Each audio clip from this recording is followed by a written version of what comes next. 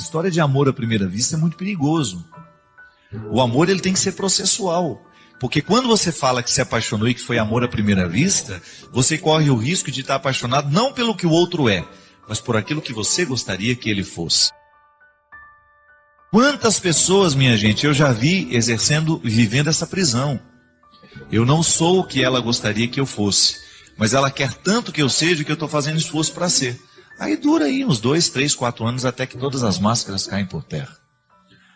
O verdadeiro amor é aquele que vai sendo descoberto à medida em que defeitos e qualidades são colocados à mesa. É uma crueza isso. É difícil? É. Mas conto de fadas, definitivamente nunca vi. Essa história de amor romântico, perfeito, onde o outro é tudo aquilo que eu imaginava ser, não. Dê tempo ao tempo, vá devagar com o andor, porque o santo é de barro, viu? Vá devagar com o andor, porque o namorado que você tem aí é de barro, é frágil. Vá devagar com o andor, porque a sua namorada é frágil, a sua esposa é frágil. Ela tem muitos defeitos que você precisa conhecer. É você ter o direito de eleger. Não, conheço seus defeitos, conheço suas qualidades e quero viver o desafio de fazer isso dar certo. As prisões afetivas nascem das nossas expectativas. Então, muitas vezes, nós aprisionamos o outro nas nossas expectativas. E por que depois a gente não consegue se livrar? Porque você também não consegue livrar-se da ilusão que você criou para ele. Sabe como é que uma pessoa se recupera disso? Quando ela tem coragem de reconhecer, eu não perdi tanto assim.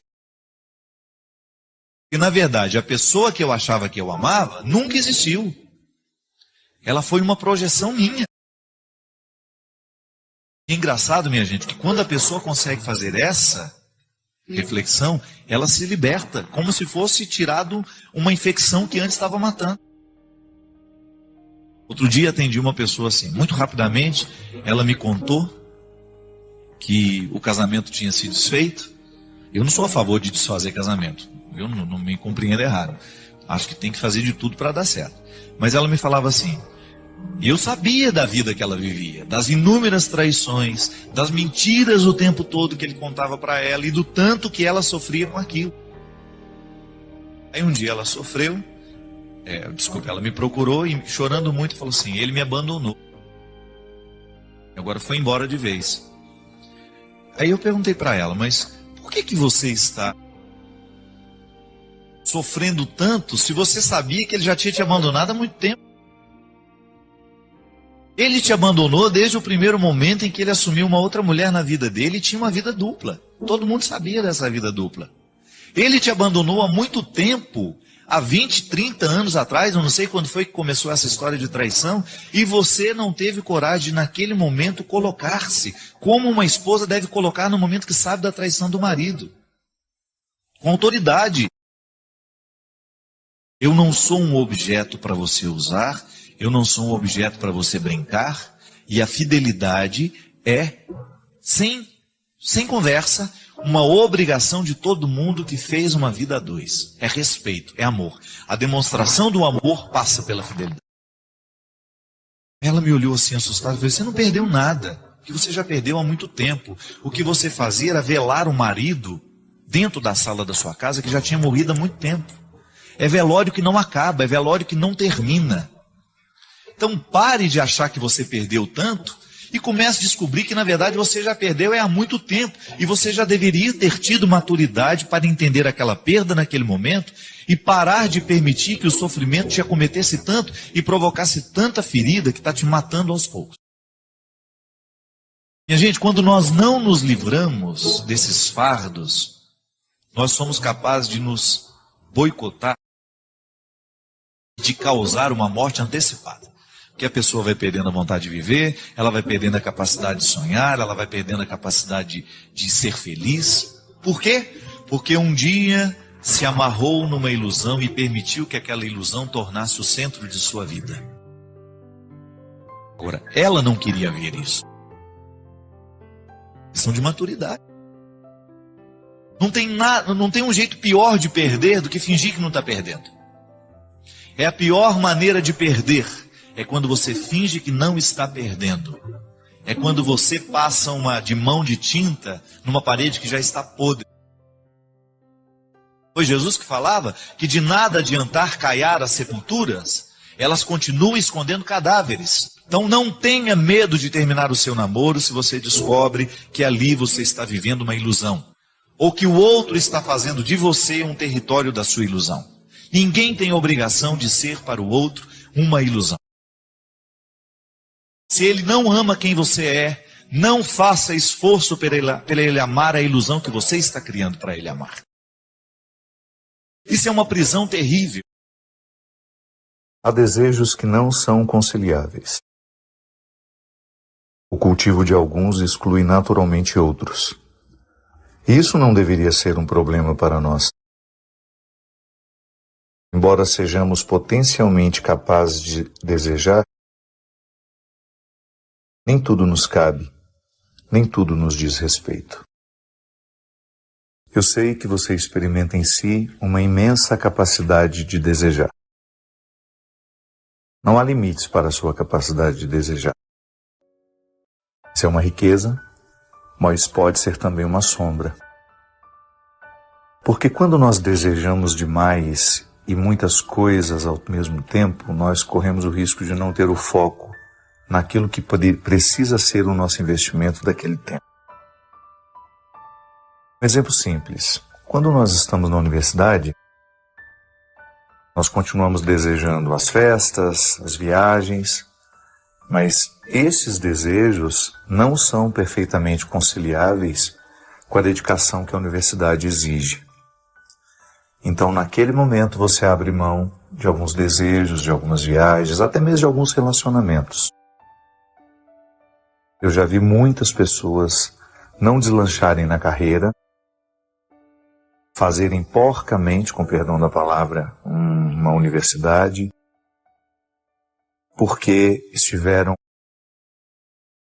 emocionalmente fragilizadas o tempo todo durante o processo por causa de um relacionamento autodestrutivo.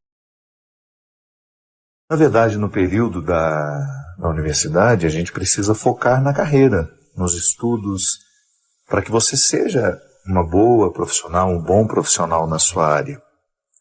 Mas a gente sabe que, às vezes, um relacionamento emocional pode se tornar um obstáculo para os estudos, porque fica sempre tão perturbado emocionalmente, o relacionamento traz tantos conflitos que sobra pouca energia para a dedicação à universidade.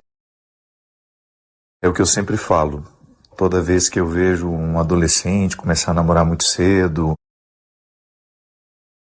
eu sempre me pergunto para mim, nem é uma regra para o outro não, será que eu faria essa escolha de tão cedo, no momento em que eu preciso me dedicar aos estudos, eu ficar perdendo energia, me dedicando a um relacionamento que naturalmente é conturbado por causa da idade, por causa das transições, das crises normativas, enfim, cada um faz a sua escolha. Eu percebi que em alguns momentos eu não podia conciliar os meus desejos. Ou eu focava em um e me dedicava a ele, ou eu me perdia em muitos e não me dedicava a nenhum deles. Preste atenção em si. Como é que você tem se dedicado aos seus desejos? Eles têm favorecido o seu crescimento? Você tem sabido diferenciar? Você tem sabido discernir qual o tempo que deve dedicar a cada um deles? Tem tido coragem de dizer: esse desejo não é conciliável com a minha vida neste momento? Ou ainda não foi capaz de fazer dessas rupturas? Não perca tempo.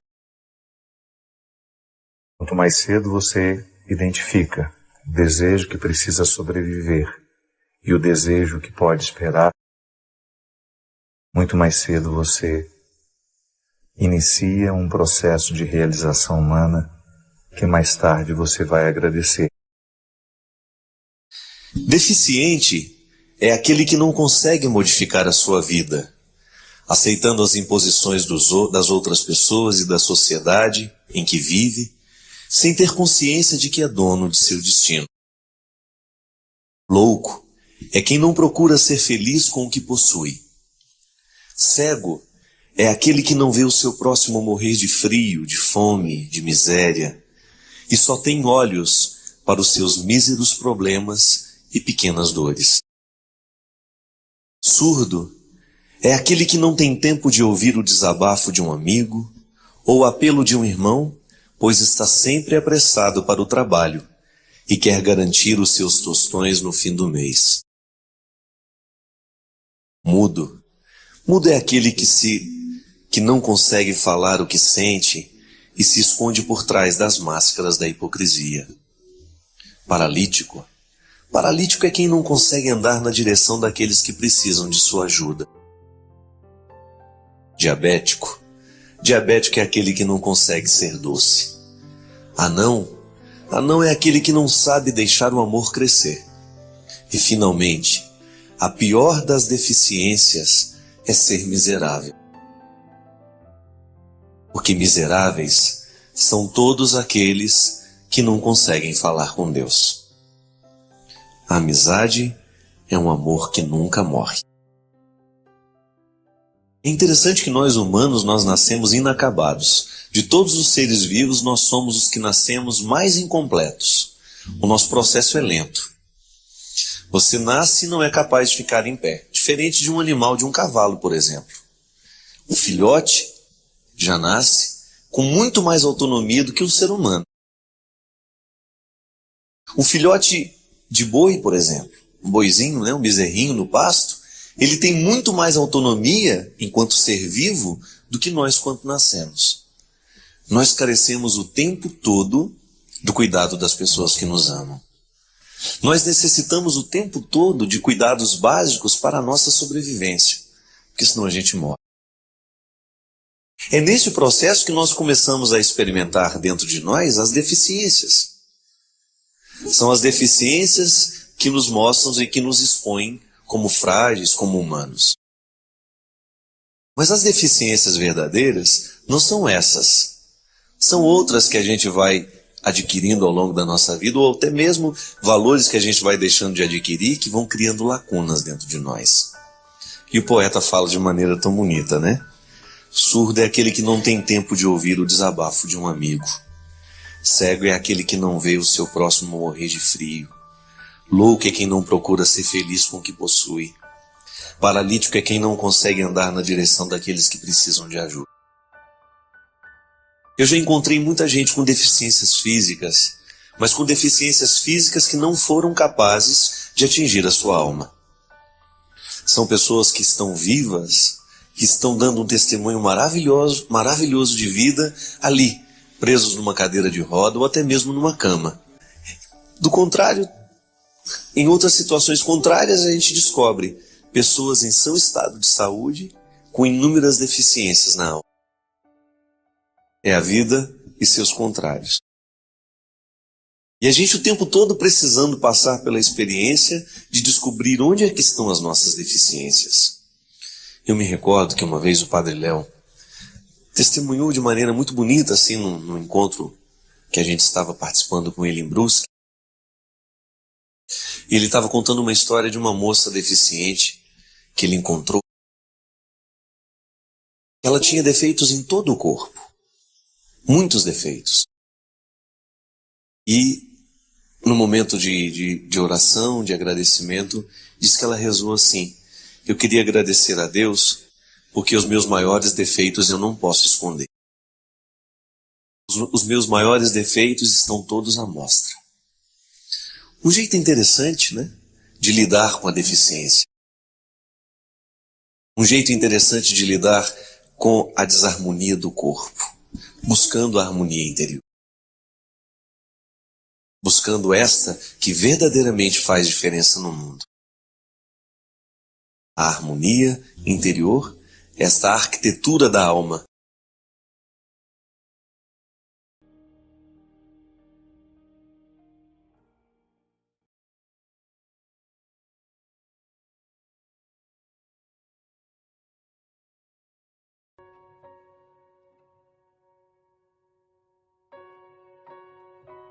A gente fala, conversa, nós não temos respostas prontas para nada, para ninguém, mas a reflexão nos ajuda muitas vezes a chegar ao lugar que nós precisamos chegar para poder tomar as nossas decisões. Inclusive, outro dia, a Fabiana me mandou, Fabiana da Obra de Maria, né, minha querida amiga, ela me mandou um e-mail de uma moça que já viajou comigo, que inclusive eu tenho um carinho muito grande por ela, e ela estava assim, querendo que eu desse a ela uma resposta do que fazer. Falou de um problema conjugal que estava tendo, e eu, na hora, eu fiquei pensando, eu até compreendo a ansiedade que essa pessoa tem de que alguém responda por ela. Mas não é assim que funciona, não é honesto da minha parte responder uma pergunta que ela está se fazendo. E aí eu carinhosamente pedi perdão, olha, não tenho como lhe dar essa. Mesmo porque no meu programa eu trato muito a miúde sobre questões relativas a relacionamento entre marido e mulher.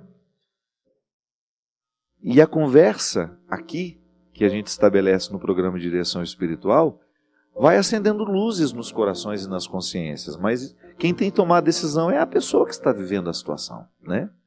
Eu não posso dizer faça isso ou faça aquilo, a não ser que a pessoa esteja em absoluto estado de dependência e precisa de uma intervenção e alguém vai lá e faz, como um pai muitas vezes, né? Pode chegar lá e dizer isso não pode continuar, isso não pode ser assim. Um filho, por exemplo, que está precisando dessa intervenção porque perdeu a capacidade de decidir. A gente viu isso, né, essa semana. Eu não assisto, mas tornou-se um assunto no Brasil todo, do confinamento, da casa do confinamento, onde me parece que um casal viveu situações extremas. Um amor que virou dependência, quase que uma dependência química, né? Então, às vezes, precisa de uma intervenção. Às vezes é uma intervenção da justiça, de alguém que vai e que interfere naquele processo, porque senão o pior pode acontecer. Mas, muitas vezes, o que a gente precisa fazer é tomar uma decisão, enquanto há liberdade para isso. Eu sempre digo, eu preciso ficar muito atento aos problemas que me rondam, porque pode ser que quando eu fique muito absorvido pelos problemas, eu perca a capacidade de decidir. E nada pode nos enriquecer mais, minha gente, do que a gente ter o direito de decidir. Às vezes, no relacionamento a dois, eu não posso dar a resposta que você precisa, mas ajudando aqui a refletir, você chega a essa resposta. Falando de casamento aqui, ó, Padre Fábio, estou passando por uma fase no meu casamento de muitas brigas, e após as brigas eu deixo o ódio permanecer por muito tempo em meu coração. Não consigo olhar no rosto do meu esposo a minha vontade de assumir. Eu não sei mais o que fazer. Converso muito com Deus, peço ajuda, mas não consigo ver o que Ele me mostra. O ódio anda fazendo parte dos meus sentimentos. Padre, o que eu faço? Primeiro, minha filha, às vezes você conversa demais com Deus e de menos com seu marido. Às vezes o conflito só vai ser resolvido no momento em que você conversar com o marido. Sem o enfrentamento das questões que dificultam o relacionamento, não há superação. É louvável que você reze, que você fale com Deus, mas se você não sentar para conversar com aquele que é os 50% do problema, ou às vezes um pouco menos ou um pouco mais, eu não sei, eu não conheço o relacionamento de vocês. Agora, uma coisa é certa, casal que não conversa sobre os problemas que enfrenta, não tem como superar. Eu preciso, no meu dia a dia, nos relacionamentos, que eu não sou um homem casado, mas eu tenho muitos vínculos. Quando há uma dificuldade, por exemplo, numa relação de amizade, se eu não falo sobre aquilo que está acontecendo, daqui a pouco eu perco a autoridade sobre a situação. Eu perco o controle.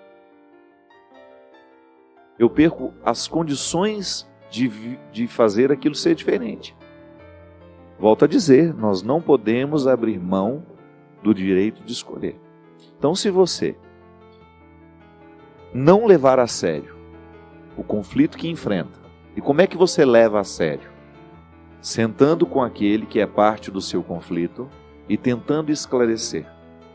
Por que você está tão irritadiça com ele? Por que ele te irrita tanto? O que pode ser feito nesse relacionamento? Qual é a mudança que pode acontecer para que vocês voltem a conviver com harmonia? Porque aqui você está me dizendo que você já está num ciclo vicioso. Quando o ódio, eu não acredito que seja ódio, né? Ainda, se Deus quiser, isso não é ódio ainda. Pode ser uma irritação, o desgaste do relacionamento. Todos os casais enfrentam isso, alguns mais, outros menos. Mas chega um momento que você começa a irritar com a maneira como ele deixa a escova de dente ali. A maneira como ele mastiga. Eu tenho uma amiga minha, que ela até viveu um momento tão difícil com o marido dela, que ela falou assim, padre, às vezes me irrita como ele mastiga. Meu pai de misericórdia, como é que você vai mudar o jeito como o outro mastiga? Eu falei, mas ele mastigava de outro jeito? Não, ele continuou mastigando do mesmo jeito a vida inteira. Mas agora passou a me irritar. Se ele mastigava assim quando você era namorada dele, eu mastigava desse jeito, mas agora até ele mastigar perto de mim já me irrita. Significa que o caldo já entornou por outros motivos. A Sabrina, que é uma amiga minha lá em Taubaté, tem muito tempo que eu não vejo a Sabrina, mas é uma menina muito querida ao meu coração. E ela é muito honesta com o que ela sente, né? E ela tinha um namorado que ela gostava muito, que ela já estava se arrumando até para casar com ele na época. E ela falou assim, nossa, eu peguei uma implicância dele, falou o nome dele. Eu falei, mas o quê? A maneira como ele aumenta o volume do rádio. Naquela época ainda não tinha essas coisinhas que você aumenta no volante, né? Ela falou que irritava a maneira como ele punha o dedo. Eu falei, Sabrina, você é meio neurótica, né? Eu falei, não é que eu sou neurótica. Eu acho que tem tanta coisa nele me irritando que de repente eu polarizei a minha irritação na maneira como ele gira o botãozinho. Então ele girar o botãozinho e a minha raiva já cresce de uma maneira assustadora. Então é aquele que mastiga por perto, que mastigou a vida inteira daquele jeito e agora passa a irritar. É aquele que gira o botãozinho do som, que irrita. Enfim, às vezes nós encontramos uma situação para a gente poder, com perdão da palavra, vomitar. E vomitar é jogar para fora. Você pode jogar para fora emoções, sentimentos, da maneira errada, agressiva. Porque falta o diálogo. Sabe, você vai acumulando situações que irritam e você não vai dando ao outro o direito de saber que aquilo pode ser diferente. A não ser que seja um problema seu. Você também não pode querer que o outro mude o jeito dele ser só para lhe agradar. Agora, se de fato é uma realidade consistente, que o outro, que não vai ser um prejuízo para o outro, olha, me diga o que eu posso fazer para o nosso relacionamento ser melhor. E você é a mesma coisa. Dá ao outro o direito de saber o porquê que está em crise o casamento. Porque às vezes nós não temos o hábito de viver o enfrentamento. O que é o enfrentamento? Eu gosto de dizer sempre. O enfrentamento é a oportunidade que você tem de dizer com ritual o que é que naquele momento está sendo difícil. Não adianta você gritar na hora que ele está saindo, não adianta você gritar e bater a porta, não, isso não é enfrentamento. Enfrentamento é quando você está calma, quando você está calmo, quando você criou uma situação, você pediu para conversar, você oficializou que haverá uma conversa, e aí sim você partilha o que está sendo difícil para você naquele relacionamento. Se há o enfrentamento, aquilo se torna um marco referencial para depois vocês continuarem, porque você vai poder dizer, lembra o que nós conversamos aquele dia? Diferente de você dizer, você lembra aquele dia que eu bati a porta? Não adianta. É preciso haver o enfrentamento, que é essa oportunidade que você tem de conversar e de dizer aquilo que não está feliz no relacionamento. Aquilo que não está causando harmonia. E você também fazer a sua meia-culpa, minha filha. Às vezes, nós achamos que o outro está todo errado. E de repente, nós estamos precisando viver a cura do moço do Evangelho ali. Curar o nosso ouvido, curar a nossa fala. Volto a dizer, às vezes o nosso ouvido está viciado, nós ouvimos o outro da maneira como nós queremos ouvir, e não o que o outro está dizendo verdadeiramente. Isso é um perigo. Eu ouvir aquilo que eu gostaria de ouvir. Então eu já estou irritado, então eu gosto de ouvir tudo aquilo que reforça a minha irritação. Ah, mas foi isso que você falou. Ele, não, eu não disse isso. Foi isso que você disse. Às vezes o outro não disse nada daquilo que nós ouvimos, mas porque nós estamos visitados pela ira, nós ouvimos equivocadamente.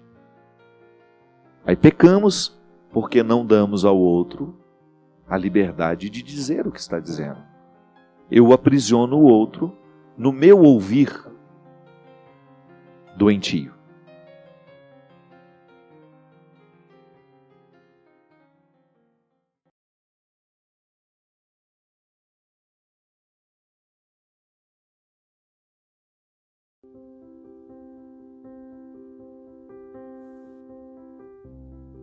A cura que Deus realiza em nossa vida passa muitas vezes pela reorientação dos nossos caminhos. A cura pelo pensamento, que somente quando estamos curados do pensamento é que nós somos capazes de encaminhar soluções para os nossos problemas. Ou até mesmo para reconhecer que estamos no caminho errado. As nossas enfermidades nos chegam pelo nosso pensamento. Sobretudo nos dias de hoje, em que nós pensamos tão mal, porque somos pouco estimulados a um pensamento mais profundo, mais abrangente. Tenho dito isso, você já me ouviu falar tantas vezes. É uma característica da pós-contemporaneidade, pós-modernidade, sei lá que nome nós podemos dar a nós neste momento. Somos muito reativos, pouco reflexivos. E esse excesso de reação é justamente o grande número de estímulos que nós recebemos o tempo todo para termos uma resposta sobre as coisas. O tempo todo nós precisamos ter uma opinião formada, precisamos nos posicionar, né? Ainda que a gente não tenha refletido o suficiente para tomar aquele posicionamento, ainda que a gente nem tenha respostas para aquelas perguntas, nós associamos as nossas reações ao nosso estar vivo. E é tão estranho isso, né? Perdemos a fecundidade porque estamos reativos demais. Você experimenta isso na sua vida e cada um de nós experimenta de acordo com os estímulos que temos. O mais estimulado certamente terá ainda mais necessidade de se posicionar, porque ele está presente em tantos lugares, de tantas formas. Eu vejo pelo WhatsApp, né? Se você participa de muitos grupos, o tempo todo você é estimulado a sentir raiva, a ficar em paz, depende do conteúdo do grupo, a dizer, falar, a posicionar-se, e isso vai gerando um déficit. Às vezes nós estamos exaustos ao final do dia e a gente não sabe por quê. É um cansaço mental mesmo de ter dado conta de tantos estímulos, respostas a muitos estímulos. Eu pessoalmente, minha gente, acho que vai ficar cada vez mais difícil nós sermos homens e mulheres fecundos. Porque a fecundidade exige o contrário, né? Exige recuo, silêncio, serenidade, tranquilidade, tudo que hoje nós não temos. Eu costumo dizer que nós somos protagonistas de um tempo que nunca houve igual em outro momento da história da humanidade.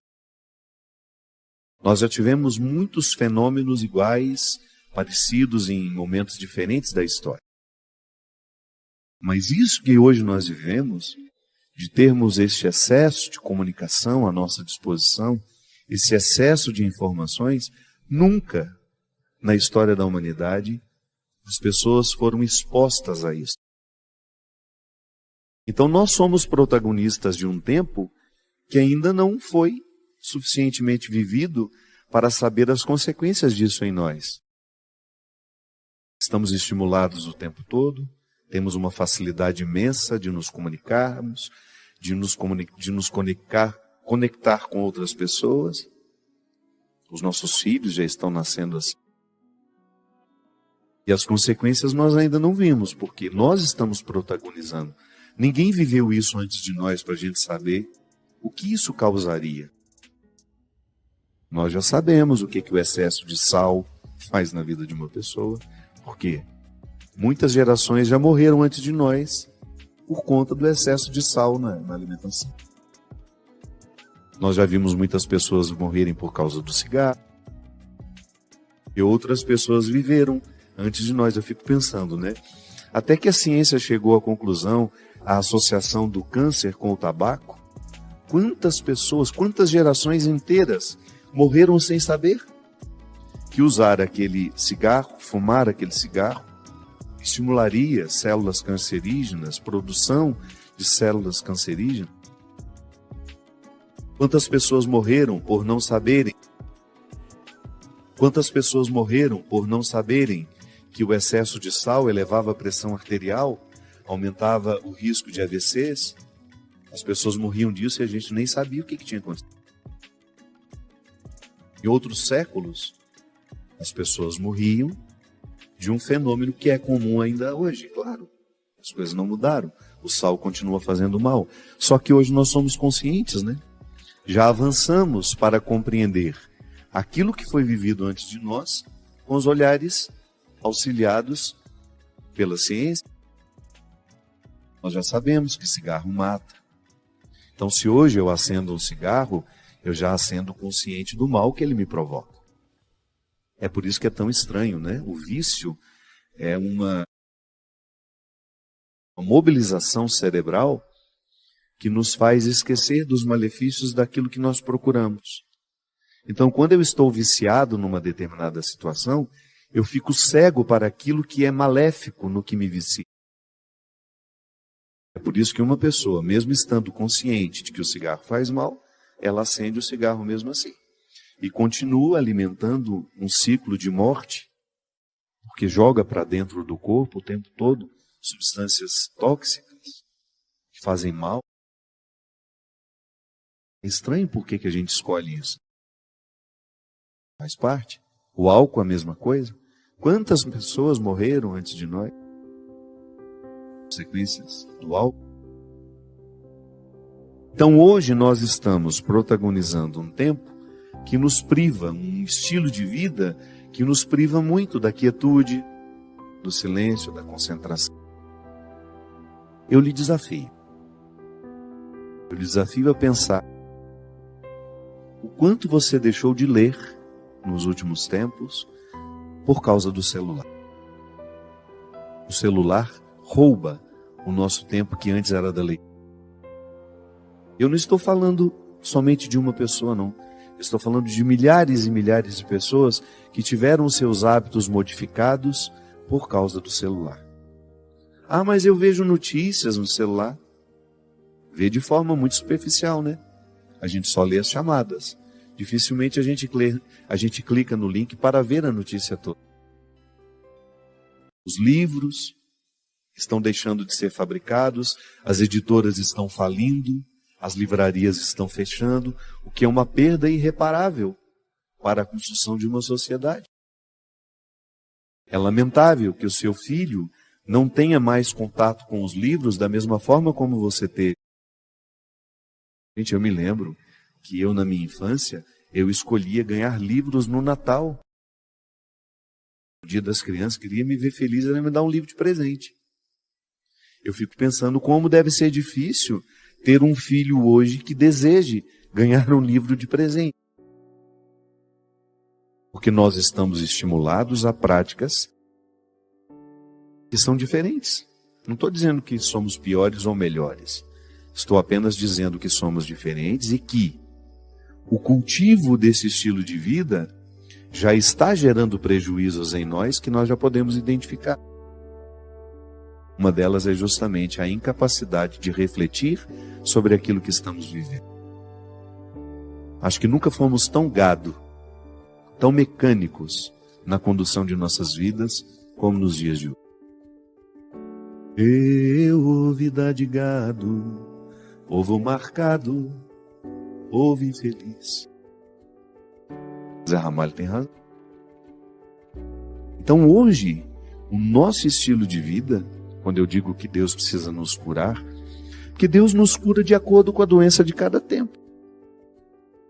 Jesus curou muito leproso, que era uma doença muito típica daquela época. Hoje que a gente tem muito menos leprosos. A gente quase nem vê mais a lepra, né? Graças a Deus. Jesus curava enfermidades que eram próprias daquela época. E se hoje, minha gente, nós podemos eleger uma enfermidade que seja comum a todos nós, é justamente a nossa incapacidade de reflexão. É o nosso excesso de dispersão. Eu, como pregador de retiro, e eu não gosto de retiro para muita gente. Sempre que vou pregar de retiro, e eu prego por prazer, viu? De vez em quando, um grupo de pessoas, eu tenho lá o meu centro de espiritualidade, não é um lugar que eu quero que fique cheio, não é um lugar que eu quero gente curiosa, para saber como é, não. Eu quero gente de busca, de desejo, de aprofundamento, de vida interior, porque já chega aquilo que na minha vida é dispersão.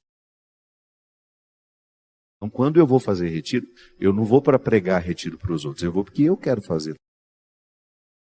E vou dizer para vocês, a nossa maior dificuldade, hoje não, porque o nosso público acabou compreendendo qual era a nossa proposta. Mas eu vou dizer uma coisa para vocês, hoje o maior desafio, mesmo estando dentro de uma casa de retiro, ou o desejo de viver um recolhimento, e não é de muito tempo não. Um dia e meio, 2, porque as pessoas não conseguem mais do que isso. A maior dificuldade que a gente tem é fazer com que essas pessoas se desliguem de seus mundos. E sempre tem uma desculpa, minha gente. Eu preciso notícia dos meus filhos, eu preciso notícia do meu marido, preciso notícia da minha mãe. É impressionante como nós hoje estamos justificados para sermos dispersos. Coisa que em outros tempos não acontecia. Se eu subia a serra para Campos do Jordão para fazer um retiro, eu ia ter o telefone fixo da minha casa e olha lá. Em casa nem telefone fixo tinha. A gente deixava um número de contato, olha, se por acaso acontecer alguma coisa e de fato for necessário falar comigo, liguem.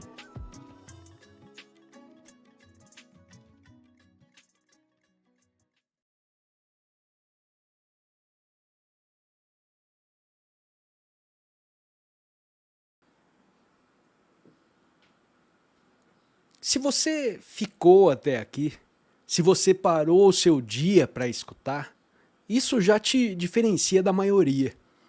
Curta, comente de onde você está ouvindo e dá uma olhadinha nos links da descrição.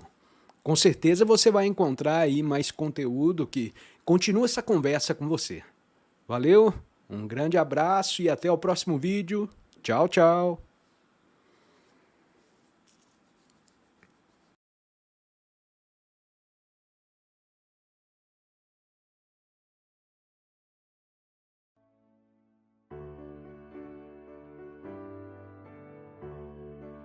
O sentimento nem sempre é verdadeiro. A gente precisa tomar muito cuidado. Nem tudo que a gente sente é verdade.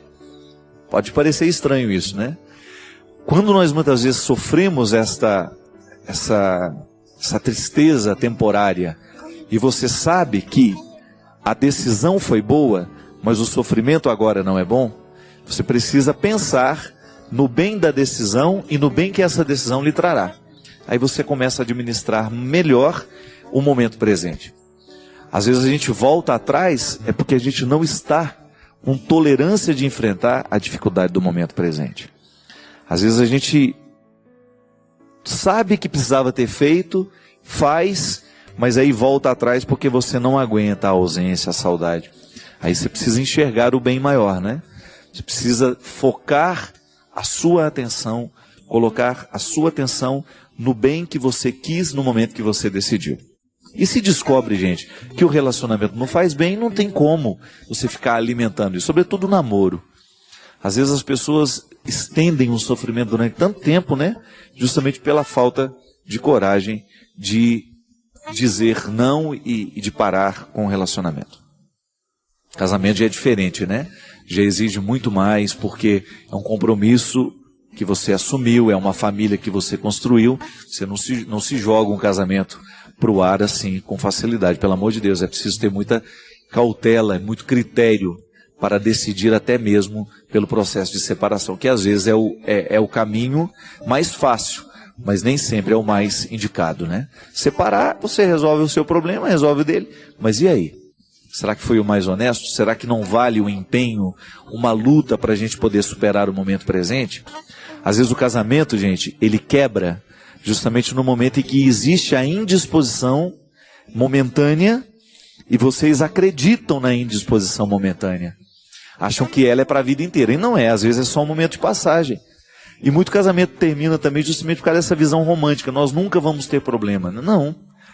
E não é porque existiu uma traição, um problema, que esse casamento tem que acabar. Não é. Nós podemos muito bem reconstruir a relação. E quantos casais conseguiram reconstruir a sua relação e viveram bem e vivem bem, às vezes até melhor do que antes. Porque a gente só sabe que ama mesmo depois que precisou perdoar 1000 vezes, né? Quando você não retira o outro da sua vida com facilidade. Tenta, lute. Eu acho que existe um valor que precisa brilhar mais do que o nosso ódio. A aliança do dedo, ela já é de ouro, é para isso, né? É para mostrar que ela é um valor. Ela brilha, o ouro tem brilho. Mas essa aliança vai ficando apagadinha se você não dá o lustre todos os dias. Se você não faz ali de vez em quando a limpeza do ouro, ele vai ficando opaco, ele vai ficando sem brilho. O casamento, os relacionamentos humanos precisam deste brilho, deste empenho todos os dias. Porque senão a gente deixa de ser um para o outro. Aí a gente vai se separar, porque a gente não vai ter mais o encanto que tinha antes. O encanto, se não é renovado, também ele acaba. E esse compromisso, para durar no tempo, ele precisa passar pela experiência do cuidado. Como nós dizemos aqui, se lança a semente, mas não cuida no processo do cultivo, ela vai morrer e a gente não vai chegar lá. Hoje estou com o coração bastante doído. Ontem à noite, Padre Edson, um grande amigo meu, coordenador da Pastoral de Taubaté, sofreu um acidente gravíssimo na Presidente Dutra. Era noite, passei boa parte do dia com ele ontem, havíamos combinado que sairíamos, iríamos almoçar hoje, se não chegasse tarde ontem iria ligar para a gente poder sair para jantar. Padre Edson sofreu esse acidente, seu Salvador que estava com ele morreu na hora, e a outra pessoa que estava atravessando a pista também morreu. E o Padre Edson está em um estado bastante grave no hospital em Taubaté. E desde ontem, quando eu fiquei lá no hospital, até de madrugada, a gente, naquela ânsia de querer estar do lado de quem a gente ama, não é verdade? Mesmo que você saiba que a sua presença não vai alterar muita coisa. Eu fiquei pensando. E naquele curto intervalo de tempo ali na porta daquele hospital, acho que 1 hora, 1h30, com os outros padres, o Dom Carmo, eu fiquei pensando no quanto que nessa vida nós perdemos a oportunidade de lançar um olhar amoroso sobre o outro. Quantas vezes nós perdemos a oportunidade de estar com o outro com a mesma qualidade que Jesus estava com seus amigos? Quantas vezes nós desperdiçamos a oportunidade de olhar o outro com amor?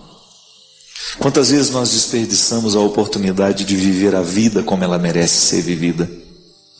O Padre Edson, que até então estava ali, naquele encontro lá da diocese, todo cheio de vida, todo feliz, cheio de planos, de repente, no hospital, inconsciente, num processo grave. E essa é a vida. Numa fração de segundo tudo muda, minha gente. E a sabedoria consiste em nós abrirmos os olhos para aquilo que nós temos agora. É agora. É fugaz demais. O que hoje você tem, pode ser que não tenha mais amanhã. E não se trata de criar um desespero, uma angústia, uma ansiedade. Não. Se trata de tomar clareza daquilo que nós temos hoje. A qualidade do nosso amor. É amor de gratuidade, é amor de misericórdia ou não? E a gente escolhe o tempo todo. E a gente escolhe o tempo todo ter os olhos de Jesus ou não? E a gente sabe, por experiência própria, que quando a gente deixa vencer o amor de gratuidade dentro de nós, nós nos tornamos pessoas muito mais interessantes, menos preconceituosas, mais amorosas e mais felizes. Eu desejo que você, nas suas lutas, você tenha sempre o direito e a possibilidade de retirar os seus excessos, para você ter diante dos seus olhos a sua verdade fundamental, sem exageros, só você. E a partir disso, você reencontrar o caminho da vida. Obrigado pelo seu carinho, pela sua atenção, e que Deus abençoe muito você. Que Deus derrame sobre o seu coração, sobre a sua casa, sobre a sua vida, a disposição que caracterizou o coração de Nossa Senhora, para que, exemplo dela, a gente também possa ser um cristão de verdade, levando sempre Jesus no colo, para apresentá-lo àqueles que ainda não o conhecem. Derrame sobre nós a bênção do Deus Todo-Poderoso, Pai, Filho e Espírito Santo. Que Deus abençoe muito você, que Deus lhe dê muita sabedoria para você também lidar com as suas perdas. Que o tempo todo a gente está perdendo. O tempo todo nós passamos pela experiência de perder. É inevitável. A vida é assim. Mas ao mesmo tempo, nós queremos aprender com aquilo que a gente perde. Hoje eu estou com o coração bastante doído. Ontem à noite, Padre Edson, um grande amigo meu, coordenador da Pastoral de Taubaté, sofreu um acidente gravíssimo na Presidente Dutra. Era noite, passei boa parte do dia com ele ontem, havíamos combinado que sairíamos, iríamos almoçar hoje, se não chegasse tarde ontem iria ligar para a gente poder sair para jantar. Padre Edson sofreu esse acidente, o seu Salvador que estava com ele morreu na hora, e a outra pessoa que estava atravessando a pista também morreu. E o Padre Edson está em um estado bastante grave no hospital em Taubaté. E desde ontem, quando eu fiquei lá no hospital, até de madrugada, a gente, naquela ânsia de querer estar do lado de quem a gente ama, não é verdade? Mesmo que você saiba que a sua presença não vai alterar muita coisa. Eu fiquei pensando, e naquele curto intervalo de tempo ali na porta daquele hospital, acho que 1 hora, 1h30, com os outros padres, o Dom Carmo, eu fiquei pensando no quanto que nessa vida nós perdemos a oportunidade de lançar um olhar amoroso sobre o outro. Quantas vezes nós perdemos a oportunidade de estar com o outro com a mesma qualidade que Jesus estava com seus amigos? Quantas vezes nós desperdiçamos a oportunidade de olhar o outro com amor? Quantas vezes nós desperdiçamos a oportunidade de viver a vida como ela merece ser vivida? O Padre Edson, que até então estava ali, naquele encontro lá da diocese, todo cheio de vida, todo feliz, cheio de planos, de repente, no hospital, inconsciente, num processo grave. E essa é a vida. Numa fração de segundo tudo muda, minha gente. E a sabedoria consiste em nós abrirmos os olhos para aquilo que nós temos agora. É agora. É fugaz demais. O que hoje você tem, pode ser que não tenha mais amanhã. E não se trata de criar um desespero, uma angústia, uma ansiedade. Não. Se trata de tomar clareza daquilo que nós temos hoje. A qualidade do nosso amor. É amor de gratuidade, é amor de misericórdia ou não? E a gente escolhe o tempo todo. E a gente escolhe o tempo todo ter os olhos de Jesus ou não? E a gente sabe, por experiência própria, que quando a gente deixa vencer o amor de gratuidade dentro de nós, nós nos tornamos pessoas muito mais interessantes, menos preconceituosas, mais amorosas e mais felizes.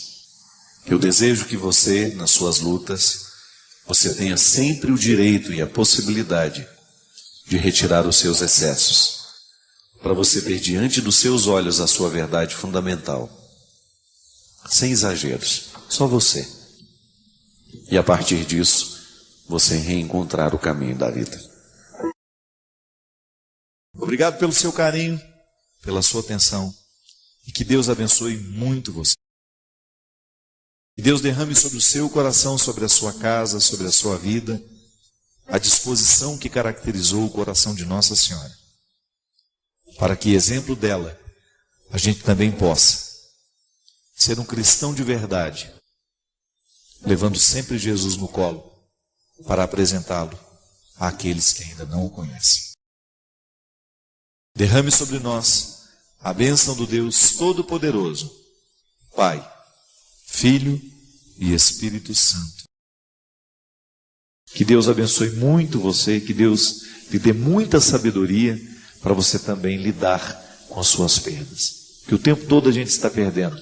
O tempo todo nós passamos pela experiência de perder. É inevitável. A vida é assim. Mas ao mesmo tempo, nós queremos aprender com aquilo que a gente perde.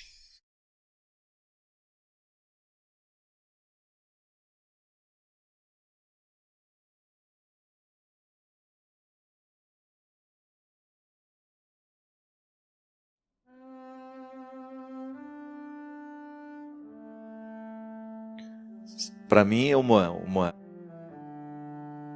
terapia esse lugar aqui. Eu acredito, sabe o que eu fico pensando, minha gente? Que a vida cristã, ela tem que ter uma rotina.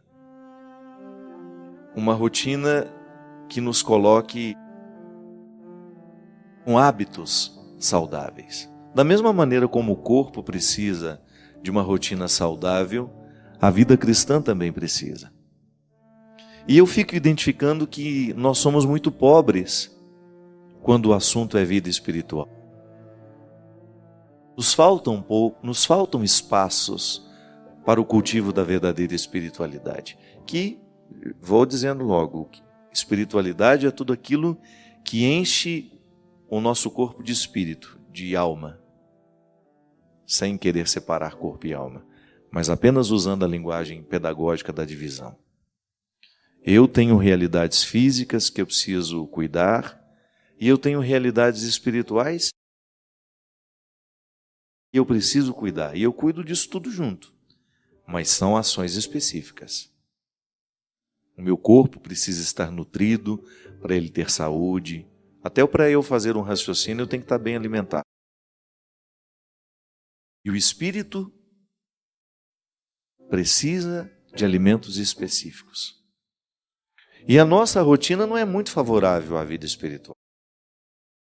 Nós somos especialistas cada vez mais por conta das circunstâncias do mundo moderno, né? Esse mundo onde nós estamos situados. Nós temos uma facilidade muito grande de viver para fora. E nós não damos à nossa vida interior o mesmo tempo e a mesma intensidade com que nós damos à nossa vida exterior. Eu me lembro que quando eu comecei a ficar muito conhecido, isso significa sair dos muros da Igreja Católica, né? Que antes eu era conhecido dentro do contexto católico, um padre que fazia um trabalho aqui na Canção Nova.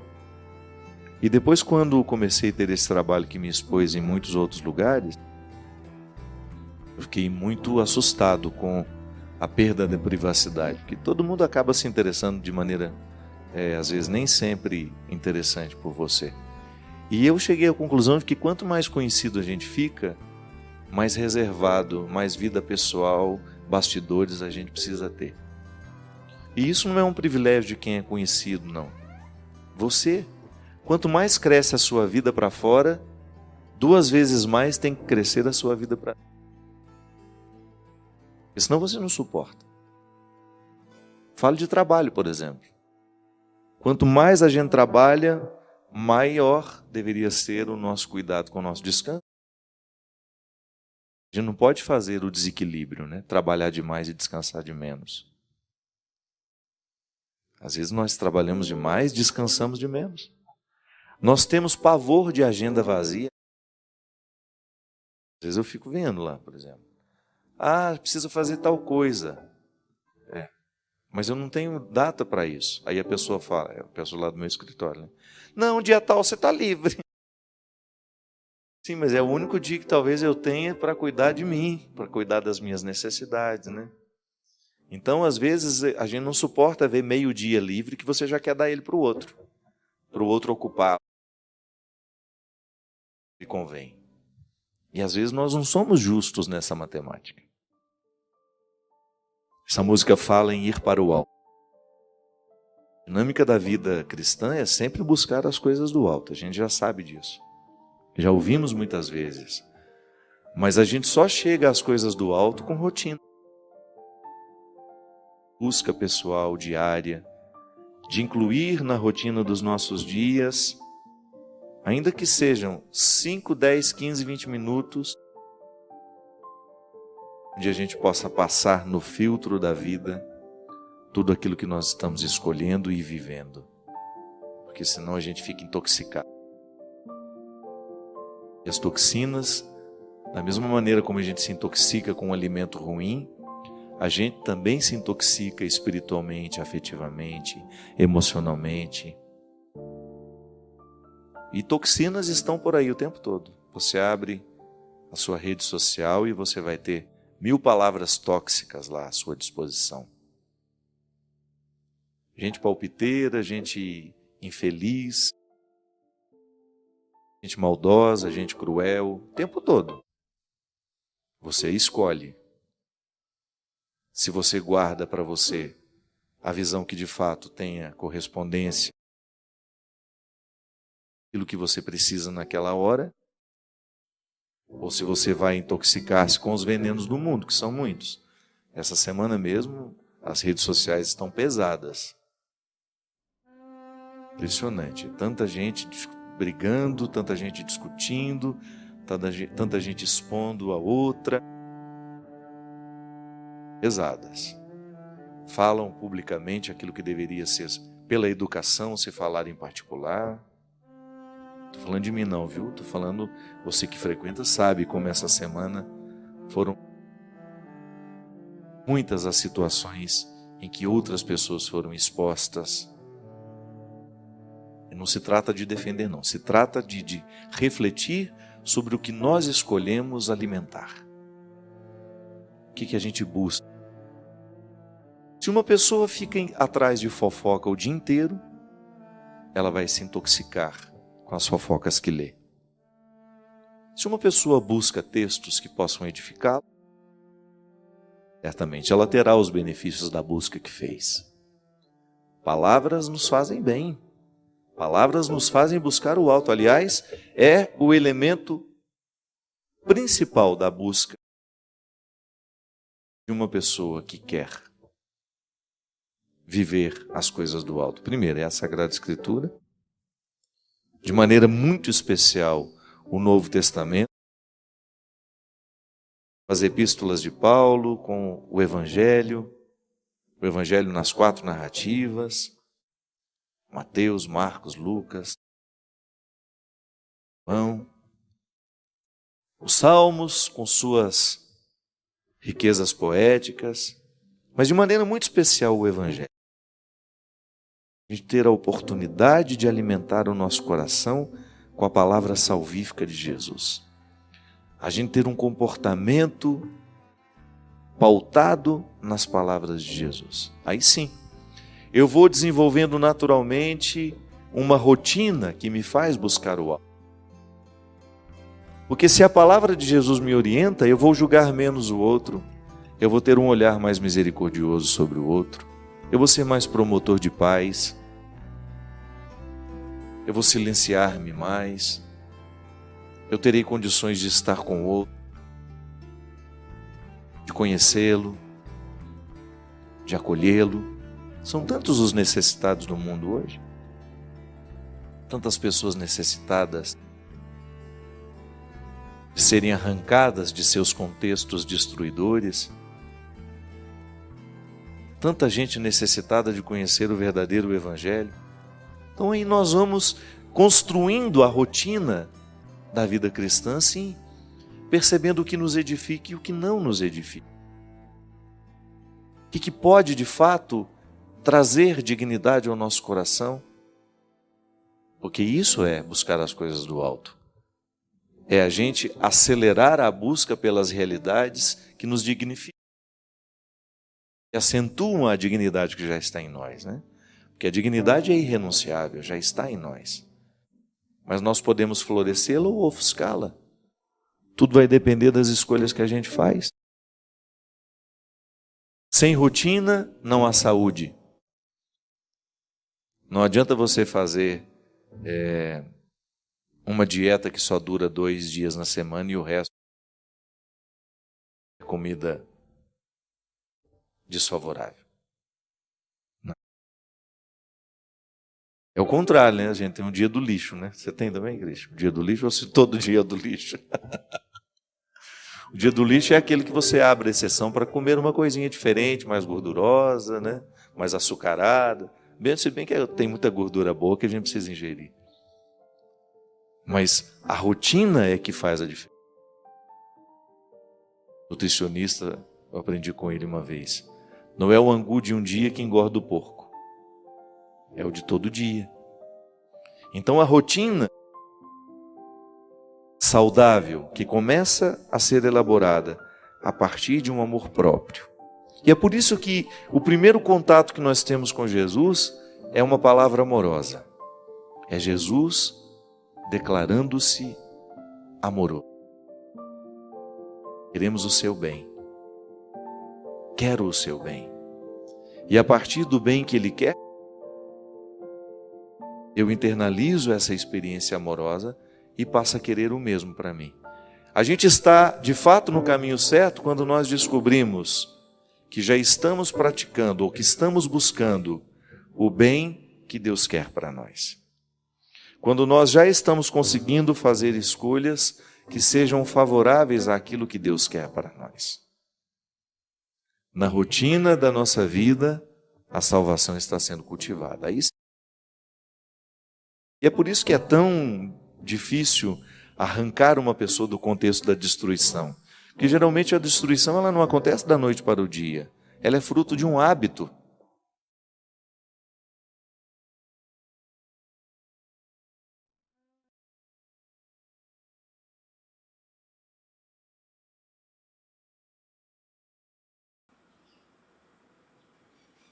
Chegar ao fim de um vídeo como esse é algo extremamente raro.